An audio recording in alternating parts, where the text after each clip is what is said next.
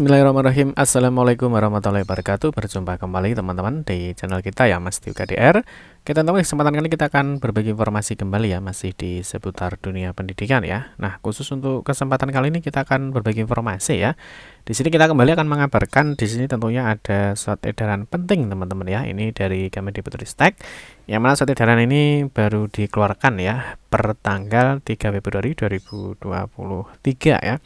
Yang mana teman-teman kalau kita lihat ya, di sini ada beberapa informasi yang memang harus segera ditindaklanjuti ya. Ya, mengingat informasi ini sangat penting ya. Ini ada hubungannya ya tentunya untuk sekolah ya, untuk orang tua, dan tentunya nah ini yang paling penting itu adalah untuk calon siswa ya. Nah, ini siswa calon penerima PIP atau program Indonesia Pintar ataupun pemilik kartu Indonesia Pintar atau KIP tentunya di tahun 2023 ini nanti. Nah, teman-teman di sini juga ada informasi ya bahwa di sini juga ada batas waktunya ya, artinya ada cut off-nya, yang mana cut off ini ya tentunya harus segera kalian laksanakan sebelum batas waktu yang telah ditentukan di dalam surat edaran ini. Oke teman-teman, kita akan segera melihat ya ada edaran apa dan ada informasi terbaru apa. Untuk itu, seperti biasa kita ingatkan kembali, mungkin bagi kalian yang baru bergabung di channel ini atau mungkin baru melihat channel ini, jangan lupa klik tombol like dan subscribe. Silahkan bunyikan lonceng notifikasinya biar Anda selalu mendapatkan informasi-informasi terbaru dari kita. Nah, bagi kalian yang suka baca berita, silahkan kunjungi saja di laman resmi kita, mastiukd.com. Di sini kita akan berbagi informasi khususnya di seputar dunia pendidikan. Oke, kita mulai teman-teman ya. Jadi ada edaran surat terbaru ya dari per 3 Februari 2023. Yang pertama, surat edaran ini ada hubungannya dengan cut off ya, pemutakhiran data siswa ya. Ingat ya, ada cut off atau batas akhir ya. Nah, yang pertama di sini ya, ini surat edaran ini dikeluarkan per tanggal Februari 2023. Di sini dilayangkan dari Pusat Layanan Pembiayaan Pendidikan, Kementerian Pendidikan, Kebudayaan, Riset dan Teknologi. Nah, di sini teman-teman perihalnya ya. Nah, di sini tentang pemberitahuan cut off pemutakhiran data peserta didik ya. Nah, di sini isi dari surat edaran ini adalah dengan hormat ya, kami sampaikan bahwa Peraturan Sekretaris Jenderal Nomor 14 Tahun 2022 ini tentang petunjuk pelaksanaan program Indonesia Pintar ya atau PIP ini menjelaskan bahwa sasaran penerima PIP yang ditetapkan oleh Pusat Layanan Pembiayaan Pendidikan atau Pusladip, salah satunya ini bersumber dari usulan Dinas Pendidikan Provinsi untuk jenjang SMA, SMK, SDLB ya, SMPLB dan SMALB, dan usulan Dinas Pendidikan Kabupaten dan Kota untuk jenjang SD, SMP, paket A, paket B, dan juga paket C. Nah, sehubungan dengan hal tersebut diharapkan agar Dinas Pendidikan memperhatikan hal sebagai berikut. Yang pertama, Satuan Pendidikan segera melakukan pemutakhiran status layak PIP. Nah, ini ya, jadi bagi rekan-rekan, tentunya bagi adik-adik ya, yang memang dalam kategori membutuhkan ya, atau kurang mampu, ini tentunya nanti harus segera dicek datanya di Dapodik ya. Nah, ini ada layak PIP berserta berikut variabel mandatori ya, artinya ini variabel yang sangat penting. Itu yang pertama adalah NIK, NISN, tanggal lahir, dan juga nama ibu kandung. Jadi, pastikan bahwa data kalian ini antara di Dapodik dengan di Dukcapil itu sama ya. Jadi di Dapodik terhadap calon penerima PIP yang akan diusulkan sesuai dengan prioritas sasaran. Nanti kita akan bahas di video kita terkait dengan prioritas sasaran penerima PIP di tahun 2023 ini. Nah, terus di poin 2 teman-teman, di sini ada pemadanan data peserta didik dengan DTKS ya. Nah, ini DTKS ya.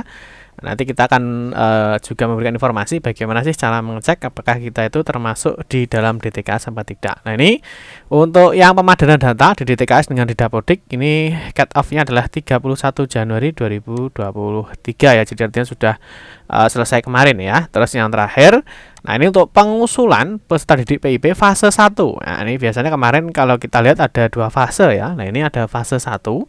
Nah, ini menggunakan Dapodik, cut off-nya adalah 10 Maret 2023. Jadi artinya mungkin bagi siswa orang tua yang memang tidak memiliki kartu bantuan dari pemerintah, ini silahkan mengajukan ke sekolah ya menggunakan alaman Dapodik, tapi perlu dipahami bahwa sekolah itu hanya mengusulkan ya. Jadi sekolah itu hanya mengusulkan mengusulkan dan tidak bisa menetapkan ya. Artinya setelah siswa itu ke sekolah melakukan pengusulan, nanti pusat ya, dalam hal ini Pusnapdik itu nanti akan menentukan apakah siswa itu sesuai kriteria apa tidak dan mendapatkan PIP apa tidak ya, mendapatkan program Indonesia Pintar apa tidak. Nah, sekarang pertanyaannya, bagaimana cara pengajuan PIP ya melalui Dapodik di sekolah? Nah, tentunya ini nanti ranahnya di sekolah ya, dari admin sekolah.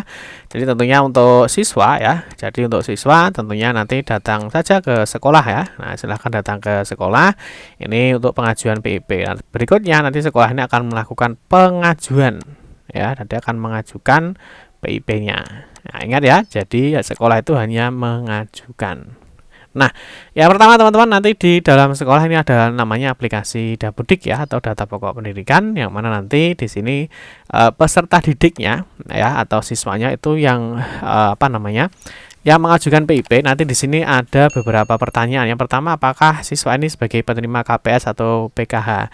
Nah, tentu teman-teman ini siswanya juga harus membawa bukti fisiknya ya, apabila memiliki kartu KPS atau PKH. Ya, kalau misalkan tidak punya ya berarti dipilih tidak.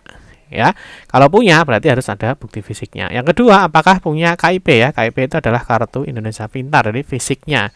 Kalau misalkan dia punya ya berarti dipilih punya, kalau tidak ya berarti dia dipilih tidak. Nah, terus berikutnya di sini, apabila poin 1 dan poin 2 ini siswa tidak memiliki ya. Nah, maka di sini ada apakah peserta didik tersebut layak mendapatkan PIP? Nah, ini tentunya apabila dia memang ya sebagai kategori penerima PIP, artinya dia layak untuk mendapatkan PIP. Di sini alasan layak yang di sini dipilih teman-teman ya. Ini ada banyak sekali kriterianya ya. Nah, di sini ada misalkan ada daerah konflik ya, dampak bencana alam, kelainan fisik, keluarga terpidana, pemegang PKH, KPS atau KKS, pernah drop out, siswa miskin atau rentan miskin, yatim piatu, pantai asuhan atau mungkin panti sosial. Ini tentunya ya orang tua ataupun siswa ini juga harus paham ya kriterianya yang mana ya, yang sesuai dengan kondisi siswa ya. Nah, ini kalau sudah ditentukan ya, misalkan siswa rentan miskin atau siswa miskin atau rentan miskin ya, berarti silakan dipilih dia alasan layak mendapatkan PIP-nya adalah siswa miskin atau rentan miskin, gitu ya. Terus yang berikutnya tentunya di sini, nah bagi pemilik kartu KIP ya, misalkan dia yang punya KPS, PKH ini dipilih ya.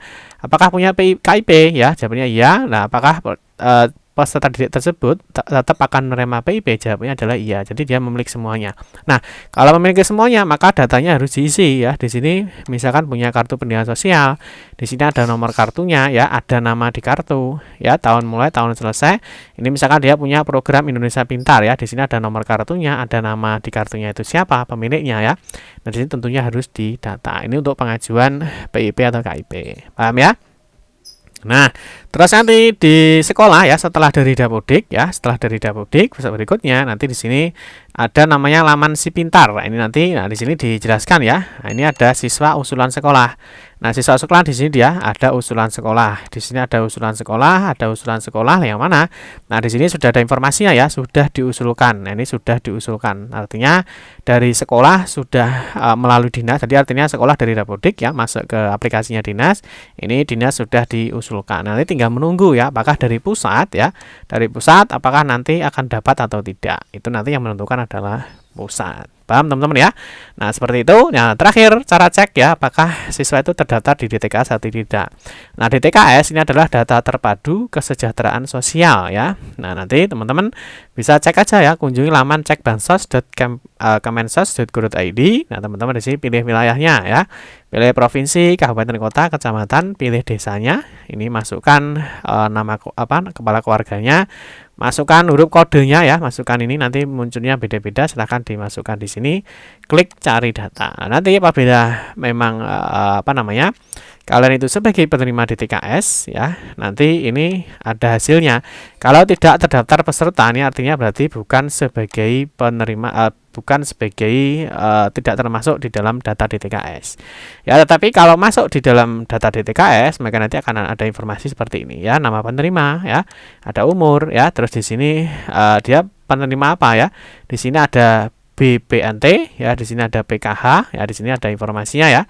Nah, ini berarti dia termasuk ke dalam data DTKS. Dan data DTKS ini nanti akan dipadankan atau akan dipadukan dengan data yang Dapodik ya yang ada di sekolahnya ya.